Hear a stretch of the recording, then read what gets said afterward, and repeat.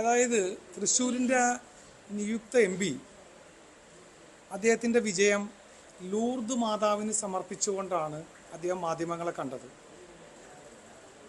പക്ഷേ ആ 7 അസംബ്ലി നിയോജക മണ്ഡലങ്ങളിൽ ഗുരുവായൂർ ഒഴിച്ച് ബാക്കി എല്ലാ നിയോജക മണ്ഡലങ്ങളും അദ്ദേഹം ലീഡ് ചെയ്തു. പക്ഷെ അദ്ദേഹം ഗുരുവായൂരപ്പന് മാത്രമൊന്നും സമർപ്പിച്ചില്ല. കാരണം ഗുരുവായൂരപ്പൻ അദ്ദേഹത്തെ സഹായിച്ചില്ല.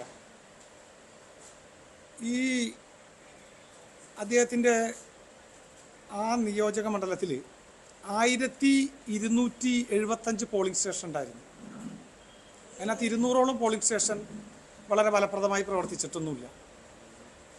പിന്നെ NDA മുന്നണി സംവിധാനത്തിൽ BJP കഴിഞ്ഞാൽ BDJS കൂടാതെ 7ഓളം ചെറുതും വലുതുമായ പാർട്ടികൾ അടങ്ങുന്ന സംവിധാനമാണ് NDA ജില്ലാ കമ്മിറ്റി എന്ന് പറഞ്ഞ് പ്രവർത്തിച്ചുകൊണ്ടിരുന്നത്. അദ്ദേഹം ചങ്ങനാശ്ശേരി പോപ്പിനെയും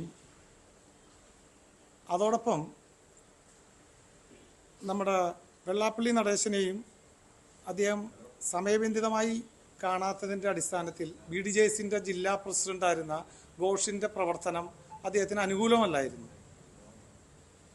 ഇതെല്ലാം മറികടന്ന് അദ്ദേഹം ഇന്ന് അവിടെ നിന്ന് തിരഞ്ഞെടുക്കപ്പെട്ടിരിക്കുകയാണ്. അപ്പോൾ അദ്ദേഹം ലൂർദ് മാതാവിന് സമർപ്പിക്കുമ്പോൾ അദ്ദേഹത്തെ സഹായിച്ച സഹാക്കൾക്ക് ഒരു ചോക്ലേറ്റെങ്കിലും സുരേഷ് ഗോപി വാങ്ങിക്കൊടുക്കണമെന്നാണ് എനിക്ക് ആദ്യമായിട്ട് പറയാനുള്ളത്. ഞാൻ കഴിഞ്ഞ തെരഞ്ഞെടുപ്പിന് മുമ്പ് പറഞ്ഞു, ജാവദേക്കർ EP ജയരാജൻ ഞാനും ചേർന്ന് നടത്തിയ കൂടിക്കാഴ്ചയിലെ പാക്കേജിനെ കുറിച്ച് പലരും അതിനെ സംശയത്തോടു കൂടിയാണ് കണ്ടത്. ഞാൻ അന്നും അതിനുശേഷവും ആ സമയത്തും പറഞ്ഞു 18/1 ചാൻസ് എന്ന്. ചിലരത് പറയുകയായി, ചിലത് റിപ്പോർട്ട് ചെയ്തിട്ടുണ്ടായില്ല. പക്ഷെ അതേപോലെ തന്നെ നടന്നു. കേരളത്തിലെ ഈ തെരഞ്ഞെടുപ്പിൻ്റെ ബലത്തിൽ രാജീവ് ചന്ദ്രശേഖർ എന്ന് പറഞ്ഞ NDAയുടെ കാൻഡിഡേറ്റ് ഏതാണ്ടും ഇലക്ഷൻ്റെ പകുതി സമയത്തോളം, അതായത് 2014 അപേക്ഷിച്ച് 25,000 വോട്ടോളം ഭൂരിപക്ഷത്തിൽ വന്ന ആൾ എന്തുകൊണ്ട് ജയിക്കാതെ പോയി? നീക്കുപോക്കുകളുണ്ടായിരുന്നില്ല. അപ്പോൾ കേരളത്തിൽ പാക്കേജ് അനുസരിച്ച് നീക്കുപോക്ക് നടന്ന ഒരേ ഒരു കോൺസ്റ്റുവൻസി തൃശ്ശൂർ പാർലമെൻ്ററി കോൺസ്റ്റുവൻസിയാണ്. അതുകൊണ്ടാണ് ഞാൻ വീണ്ടും പറയുന്നത്, ലൂർദ് മാതാവിനോടൊപ്പം സഖാക്കൾക്ക് കൂടി അദ്ദേഹം ഈ വിജയം സമർപ്പിക്കണം. മറ്റൊരു കാര്യം പറയാനുള്ളത്, ഞങ്ങളുടെ ജാവദേക്കർ EP ജയരാജൻ കൂടിക്കാഴ്ചയിൽ അന്ന് എത്തിപ്പെട്ട തീരുമാനങ്ങൾ വീണ്ടും NDAക്ക് NDA അധികാരത്തിൽ വന്നാൽ SNC ലാവ്ലിൻ കേസ് പിൻവലിക്കപ്പെടും. അതോടൊപ്പം ഗവൺമെൻറ്റുമായി, അതായത് മുഖ്യമന്ത്രിയും അദ്ദേഹത്തിൻ്റെ കുടുംബവുമായി ബന്ധപ്പെട്ടിരിക്കുന്ന കേസുകളുടെ കാഠിന്യം കുറയ്ക്കപ്പെടും. കൂടാതെ അന്ന് അദ്ദേഹം ജാവദേക്കർ പറഞ്ഞത് 26 ലക്ഷ്യമാക്കി നമുക്ക് നീങ്ങണം. മുസ്ലിം ലീഗും അന്ന് അദ്ദേഹം പറഞ്ഞ ചില കാര്യങ്ങൾ ഞാൻ അന്ന് പ്രതിപാദിച്ചില്ലെങ്കിലും കേരള കോൺഗ്രസും മുസ്ലിം ലീഗും ഇല്ലാത്ത ഒരു സമീപനത്തിൻ്റെ ഭാഗമായി LDFന് എളുപ്പത്തിൽ 3ാം ഭരണം കാഴ്ചവെക്കാനുള്ള അവസരം NDA 24 വന്നാൽ നടപ്പിലാക്കുമെന്നൊരു പാക്കേജ് അന്ന് ഞാൻ പറഞ്ഞിരുന്നു. ഞാനത് സൂചിപ്പിച്ചില്ല, കാരണം 24 കയ്യാലപ്പുറത്തെ തേങ്ങയായിരിക്കും എന്ന് ഞാൻ പറഞ്ഞു. അത് ഞാൻ പറഞ്ഞതുകൊണ്ടല്ല, മറ്റു പലരും പറഞ്ഞു. ഇന്നിപ്പോൾ അതാണ് സംഭവിച്ചതെങ്കിൽ NDA കേന്ദ്രത്തിൽ ഗവൺമെൻറ് ഉണ്ടാക്കും. കാരണം ഏറ്റവും വലിയ ഒറ്റക്കക്ഷി എന്ന നിലയ്ക്ക് NDA രാഷ്ട്രപതി മന്ത്രിസഭ ഉണ്ടാക്കാൻ വിളിക്കും. ഇന്ത്യ സഖ്യത്തിൽ നിന്ന് ഒരു പ്രധാന കക്ഷിയെ മടത്തി വിജയകരമായി NDA മുന്നോട്ടും പോകും. ഒരു സംശയമില്ലാത്ത കാര്യമാണ്. അപ്പോൾ സുരേഷ് ഗോപിയുടെ വിജയം 100% നരേന്ദ്രമോദിയുടെ വിജയമാണെന്ന് അവകാശപ്പെട്ടാൽ അല്ലെന്ന് തന്നെ പറയേണ്ടി വരും.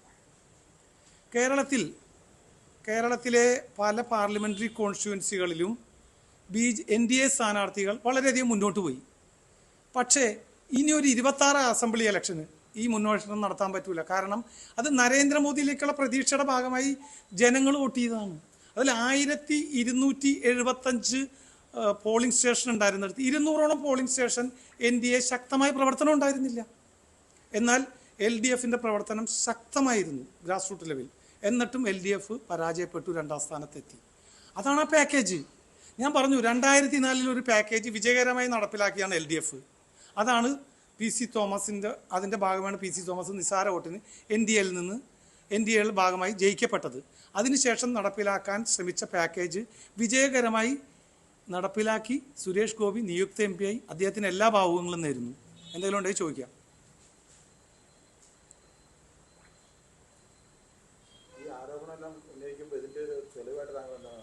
ഞാൻ ചോദിക്കട്ടെ, EP ജയരാജൻ ജാവദേക്കർ കൂടിക്കാഴ്ചക്ക് തെളിവിൻ്റെ ആവശ്യമൊന്നുമില്ലല്ലോ. ആ കൂടിക്കാഴ്ചയിൽ നടന്ന പാക്കേജ് എന്താണെന്ന് ഞാൻ പറഞ്ഞല്ലോ. നിഷേധിച്ചിട്ടുണ്ടോ? EP ജയരാജൻ നിഷേധിച്ചു, ജാവദേക്കർ നിഷേധിച്ചു.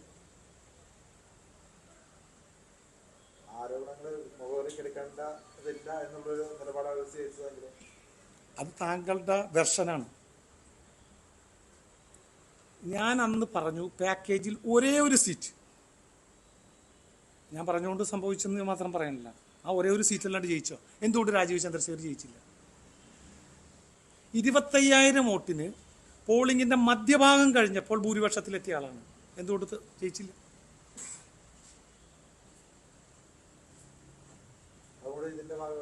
ഞാൻ ചോദിച്ചത് എന്തുകൊണ്ട് രാജീവ് ചന്ദ്രശേഖർ ജയിച്ചില്ല? 2014 പാറ്റേൺ 16,000 ഉള്ളൂ ഈ സമയങ്ങളിൽ ഭൂരിപക്ഷം. ഇന്ന് 25,000 ഭൂരിപക്ഷം കഴിഞ്ഞ് രാജീവ് ചന്ദ്രശേഖർ പുറകോട്ട് പോയി ഒരേ ഒരു സീറ്റേ ജയിച്ചുള്ളൂ. ആ മുഴുവൻ സീറ്റും ജയിച്ചതിൻ്റെ ഉത്തരവാദിത്വം ഈ പാക്കേജാണെന്ന് ഞാൻ പറയുന്നില്ല. കാരണം 50,000-ഓളം വോട്ട് അവരവിടെ ചേർത്തിരുന്നു. BJP ഉണ്ണികൃഷ്ണൻ എന്ന് പറഞ്ഞ പ്രഭാരിയുടെ നേതൃത്വത്തിൽ ശക്തമായ പ്രവർത്തനം അവർ നടത്തിയിരുന്നു. പക്ഷെ 1275 പോളിംഗ് സ്റ്റേഷനിൽ 200 പോളിംഗ് സ്റ്റേഷനിൽ വർക്ക് നടന്നില്ല. ചങ്ങനാശ്ശേരി പോപ്പിനെ കണ്ടതോടൊപ്പം വെള്ളാപ്പള്ളി നടേശനുമായുള്ള ചെറിയ അഭിപ്രായ വ്യത്യാസത്തിൻ്റെ പേരിൽ BDJSന്റെ ജില്ലാ പ്രസിഡന്റ് പ്രവർത്തനം സുരേഷ് ഗോപിക്ക് അനുകൂലമല്ലായിരുന്നു. കാരണം ആ നിയോജക മണ്ഡലത്തിൽ ശക്തമായി വിലയിരുത്തിയ കൊണ്ടാണ് ഞാൻ ഈ പറയണത്. എന്നിട്ടും അദ്ദേഹം കടന്നുകൂടി. ഇല്ലെന്ന് നോക്കട്ടെ, അന്വേഷിക്കട്ടെ. അതെ, എങ്ങനെ മനസ്സിലായില്ല? ഒന്നുകൂടി പറഞ്ഞു.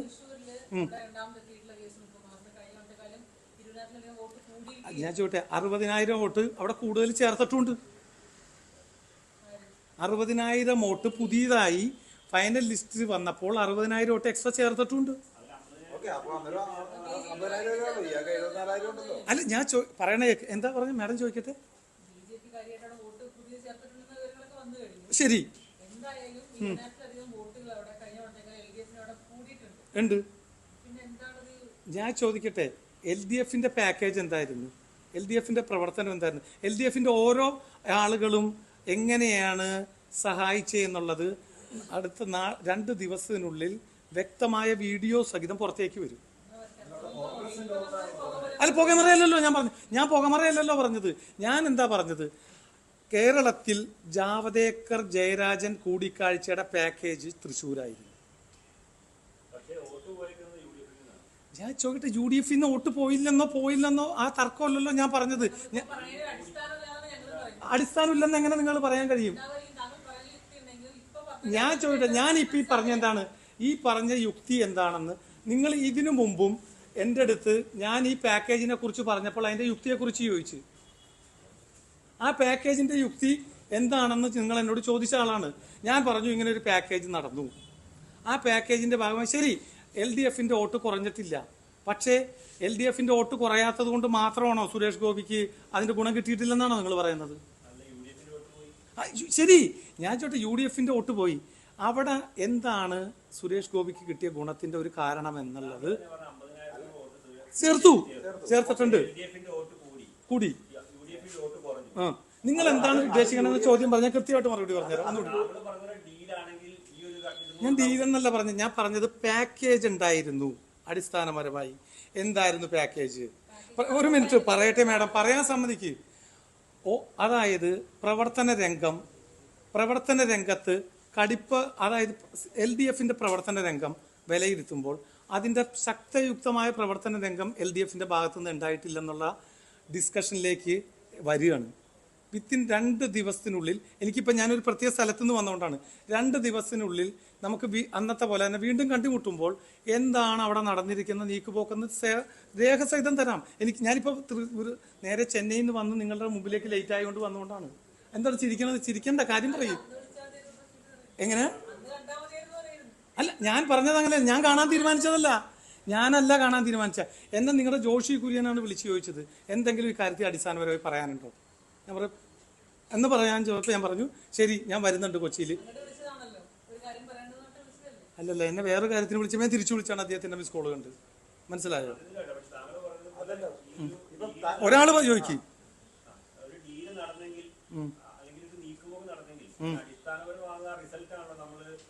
ആയിക്കോട്ടെ.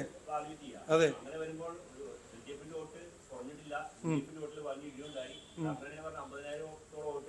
50,000-ഓളം വോട്ട് ചേർത്തു എന്നാണ് ഞാൻ പറഞ്ഞത്. അത് ഞാൻ പറഞ്ഞല്ല, BJP നേതൃത്വം 50,000-ഓളം വോട്ട് ചേർത്തു. ഞാൻ ചോട്ടെ, ഈ വോട്ട് ചോർച്ച മാത്രമാണോ ഡീല്? ഞാൻ പറഞ്ഞു കേട്ടില്ലേ, 2026 മൂന്നാം LDF-നെ അതായത് 2 LDF ഗവൺമെന്റുകളായി. മൂന്നാം LDF ഗവൺമെന്റ് ഞാൻ അന്ന് പറഞ്ഞില്ലെങ്കിൽ പൂർണ്ണമാക്കിയില്ലെങ്കിൽ പറയാം, വീണ്ടും പറയാം. അന്നത്തെ പാക്കേജ് എന്താണ്? ഞങ്ങൾ NDA ഗവൺമെന്റ് 24 തിരിച്ചു വന്നാൽ 26 LDF-ന് തിരിച്ചു വരാനുള്ള സാഹചര്യം ഒരുക്കും. അത് പറഞ്ഞാണ് ജാവദേക്കർ. അപ്പം ഞാൻ ചോദിച്ചു, 24 തിരിച്ചു വന്നില്ലെങ്കിൽ എന്ത് ചെയ്യും? വരും എന്ന് പറയും. ഇപ്പം 24 അവർ തിരിച്ചു വരില്ലേ?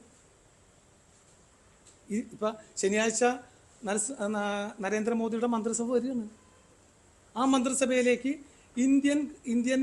ഇന്ത്യ മുന്നണിയിലെ ഫലപ്രദമായ കക്ഷിയും കൂട്ടി അവർ വീണ്ടും ഭരിക്കാൻ പോവുകയാണ്.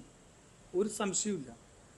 ആ ഭരണം വരുമ്പോൾ 26 ഒരു മിനിറ്റ് പറയട്ടെ, ചോദിക്കും. ഒരു സ്പെക്കുലേഷനും അല്ല. ഇനി എന്ത് കണക്ക് വേണം നിങ്ങൾക്ക്? 2019 വലിയ തോതിൽ UDF തരംഗമുണ്ടായി കേരളത്തിൽ.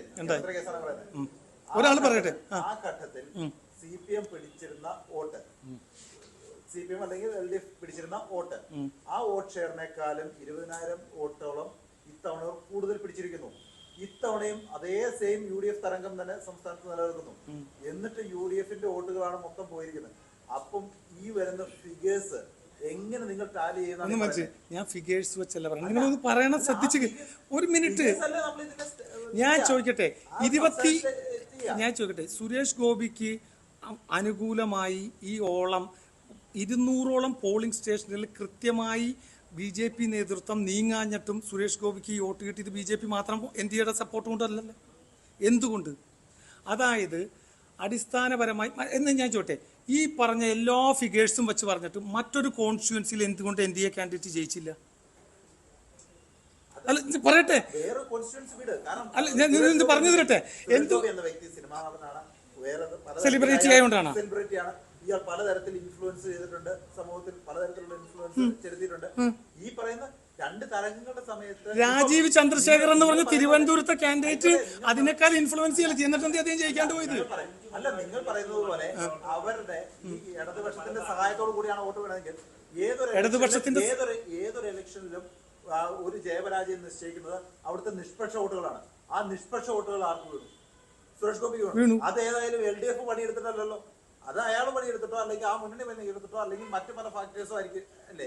അല്ലാതെ CPM അല്ലെങ്കിൽ ഞാൻ വീണ്ടും പറയട്ടെ, നിങ്ങളൊന്ന് പറയട്ടെ. ഞാൻ പറഞ്ഞത് ഒന്ന് ശ്രദ്ധിച്ചു കേൾക്ക്. അതായത് കഴിഞ്ഞ ഇലക്ഷൻ തുടങ്ങി പറഞ്ഞു വന്ന ഒരു കാര്യം, സുരേഷ് ഗോപിക്കുള്ള പാക്കേജിന് ജാവദേക്കർ സമീപിച്ചെന്നാണ് ഞാൻ പറഞ്ഞത്. ഈ പറഞ്ഞ ഘടകങ്ങളെല്ലാം, അതായത് LDF-ന്റെ സഹായത്തോടു കൂടി സുരേഷ് ഗോപിയെ ജയിപ്പിക്കാൻ ജാവദേക്കർ പാക്കേജുമായി LDF-നെ സഹായിച്ചു എന്നാണ് ഞാൻ പറഞ്ഞത്. ഒരു മിനിറ്റ് പറയാൻ സമ്മതിക്ക്, ഒന്ന് പറഞ്ഞു തീരട്ടെ.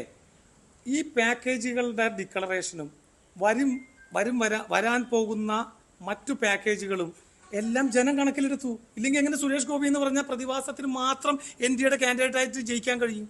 ഇതേ തിരുവനന്തപുരം കോൺസ്റ്റിറ്റ്യുവൻസിയിൽ സുരേഷ് ഗോപിയേക്കാൾ കൂടുതൽ ഗ്രാസ് റൂട്ട് ലെവൽ വർക്ക് ചെയ്യുകയും കാര്യങ്ങൾ നീക്കിയ രാജീവ് ചന്ദ്രശേഖർ എന്തുകൊണ്ട് ജയിച്ചില്ല എന്നാ ഞാൻ പറഞ്ഞു. LDF വോട്ട് മറിച്ചു കൊടുത്ത് ജയിച്ചെന്നല്ല ഞാൻ പറഞ്ഞത്. അതായത് LDF-മായി ജാവദേക്കർ പാക്കേജ് ജനങ്ങളിൽ ഒരു ഉണർവുണ്ടാക്കി കൊടുത്ത്, ഒരു നീക്കമുണ്ടാക്കി കൊടുത്ത്.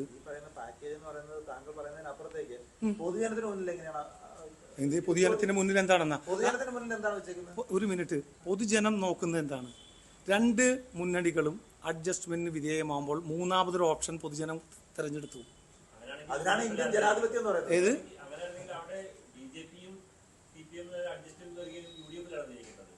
എങ്ങനെ BJP-യും? ഞാൻ പറഞ്ഞ കേക്ക് ഞാൻ പറഞ്ഞ അഡ്ജസ്റ്റ്മെന്റ് എന്നല്ല പറയുന്നത്. നിങ്ങൾ ഞാൻ അഡ്ജസ്റ്റ്മെന്റ് എന്ന് പറഞ്ഞോ? ഞാൻ അങ്ങനെ ഒരു വേർഡ് ഉപയോഗിച്ചിട്ടില്ല. ഒരു കാര്യം, അതായത് ഈ രണ്ട് ഓപ്ഷന് പുറത്ത് ഇദ്ദേഹം ചോദിച്ചോട്ട് ഒരു സെലിബ്രിറ്റി എന്നുള്ള അദ്ദേഹത്തിന്റെ പരിവേഷം, ആ നിയോജകമണ്ഡലത്തിന്റെ പ്രവർത്തനം, അതോടൊപ്പം ഈ കേരളത്തിൽ ഉരുത്തിരിഞ്ഞു വരാൻ പോകുന്ന ഭൗതിക സാഹചര്യങ്ങൾ, ഇതെല്ലാം അനുകൂലമായത് കൊണ്ട് മാത്രമാണ് സുരേഷ് ഗോപിക്ക് ജയിക്കാൻ കഴിഞ്ഞത്. ഇല്ലെന്ന് അദ്ദേഹം പറയട്ടെ.